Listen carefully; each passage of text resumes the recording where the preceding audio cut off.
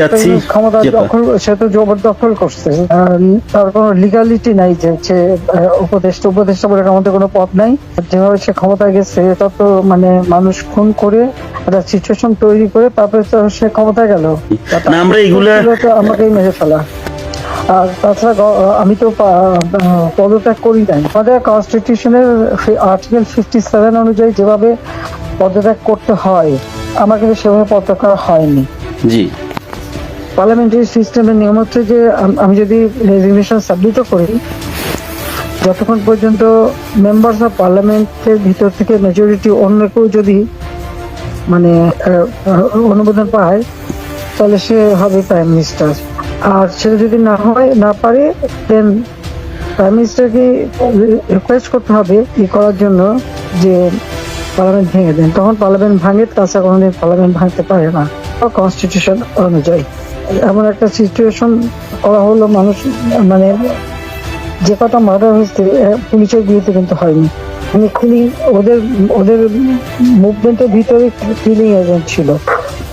ওরা যে বুলেটটা ব্যবহার করছে সে অ্যাডভাইজার শাফাত সাহেব আর্মি লোক নিজেই বলছেন যে এই বুলেট তো পুলিশের কাছে থাকে না, তার মানে সাধারণ লোকের কাছে এই আর্ম ছিল। আর ওই বুলেট আমাদের ওটা কার কাছে আছে কেউ, এবং আজ পর্যন্ত এই বুলেট সম্পর্কে কোনো তদন্ত নেই, বা এই রাইফেল কে ব্যবহার করছে কোনো তদন্ত নেই। এমনকি কিছু লোক পুরুষ মানুষ বোরকা পরে যেমন ইন্ডাস্ট্রিতে আগুন দেওয়া থেকে শুরু করে এবং আমি যখন রোগীদের দেখতে গেলাম, আমি প্রত্যেকটা রোগীকে দেখতে গেছি, আমি প্রত্যেক খাবার দেওয়া তখন মারা গেছে সব ফ্যামিলিকে আমি 10 লাখ করে টাকা 50,000 টাকা করে দিয়ে তাদেরকে করছে। এবং এনকোয়ারি করার জন্য আমি আমার কমিশনকে আরো বড় করে দিলাম, 3 সদস্য বিশিষ্ট জুডিশিয়াল কমিশন করে দিলাম কমিটি। এই অনুসারে এই আন্দোলনের পিছনে থাকার একটা বড় কারণ হচ্ছে যে তার যে দুর্নীতি, মানি লন্ডারিং, ট্যাক্স ফাঁকি দেওয়া, লেবারদের অর্থ আত্মসাৎ করা, আবার লেবার লিডারদের ঘুষ দেওয়া, এই সব কিছু মিলেই কিন্তু সে একটা সিচুয়েশন তৈরি করতে যাচ্ছে। তার সাথে তারা কিন্তু কিছু দেশ সবসময় সাপোর্ট করে, ওই দেশে কাজে লাগে। তার একটা ভার্ডিক্ট ছিল মামলার 6 তারিখে, ওরা যাতে না হতে পারে সেজন্য 5 তারিখে আগায় নিয়ে আসে। আর 5 তারিখে আনার ফলে যেটা হলো, আমার যখন মানুষ মারা গেল আমি একটা জুডিশিয়াল কমিশন করলাম এনকোয়ারি করবার জন্য, যাও সেগুলো তো করতে দেওয়া হয়নি। দেন আমি যখন ডিসিশন নিলাম যে এরকম অবস্থা আমি থাকবো না, এই হিসাবে কোর্টের কেসের ভার্ডিক্ট ছিল ওই 666 কোটি টাকা ট্যাক্স তার কাছে পাও না। আর একটা সে ছিল তিনি কিছু টাকা পেমেন্ট করছে, তবে এটা মানে তার মানে স্বীকার করলো যে তার ট্যাক্স ফাঁকি আছে। আর এই 666 কোটি টাকার ভার্ডিক্টটা আসার কথা ছিল। আর গ্রামীণ ব্যাংকের এ পর্যন্ত যে টাকা 26,000 কোটি টাকা সে মানি লন্ডারিং করে বিদেশে নিয়ে যাচ্ছে, এটা অডিট রিপোর্টে বের হয়েছে।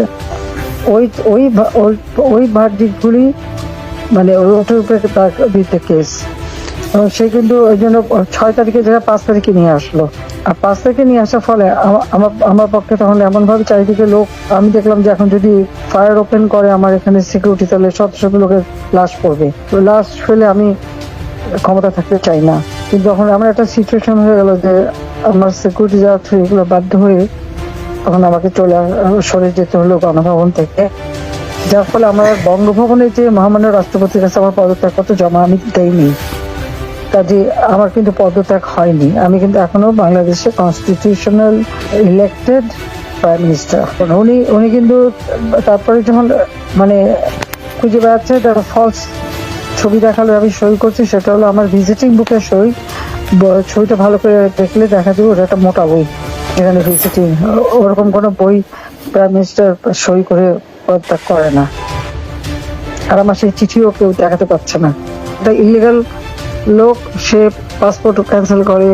সে 495 জন আমাদের উপজেলার চেয়ারম্যান, 5,000 5,500 ইউনিয়ন পরিষদ চেয়ারম্যান, মেয়র, পৌর কর্পোরেশনের মেয়র, সিটি কর্পোরেশন, তাদেরকে সে এক নোটিশে বাতিল করে দিল। এখন বন্যার সময় আমাদের সব সেট করা প্রোগ্রাম, এখন বন্যার সময় মাইকিং করে টাকা উঠাচ্ছে কিন্তু ডিস্ট্রিবিউশনের নাম নেই।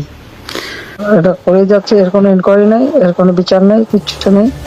প্রায় 1,200-র উপরে টিচারদের অপমান করে যে ইউনিভার্সিটির প্রিন্সিপাল এই বাচ্চাগুলিকে কিভাবে করে দিয়ে তাদেরকে অপমান করে স্কুল শিক্ষকের গাছের সাথে বেঁধে রাখে।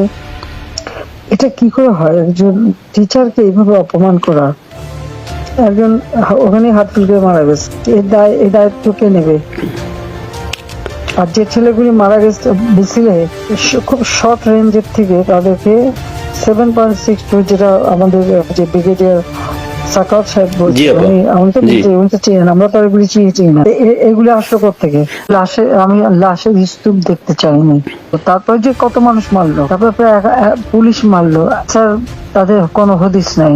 তারপরে মানে আমাদের আওয়ামী লীগের অগণিত নেতা কর্মী, হিন্দুদের পরিবার মেরে লাশ গুম করা এবং মেয়েগুলোকে তুলে নিয়ে যাওয়া। তারপর যে আমাদের ইডেন কলেজের একটা মেয়ে, তাকে মেরে শেষে ঝুলায় রেখে বললে আত্মহত্যা করছে।